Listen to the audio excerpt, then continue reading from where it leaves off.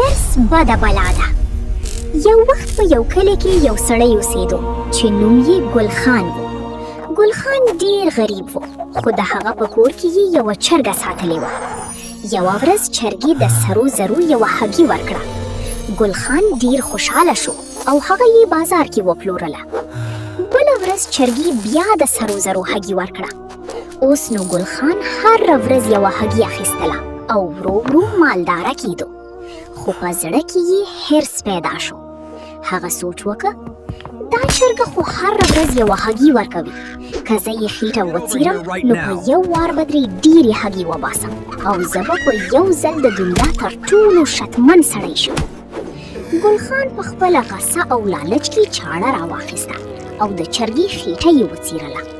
خو کله چې یې دننه وکتل هلته هیڅ هم نه و. هغه چرګه چې ده ته به یې هره ورځ یوه هګۍ ورکوله هغه مړه شوه. ګل خان ډېر وژړل او پښیمانه شو، خو اوس اوبه له ورخه تېرې وو. د قیسې نتیجه دې ته وایي چې حرص بده بلا ده. که ګل خان په لږ نصیب شکر کړی وای نو نن به یې چرګه ژوندی وه او دی به هم خوشحاله و. خو د ډېرو ګټلو په چکر کې یې هغه څه هم له لاسه ورکړل چې ورسره و.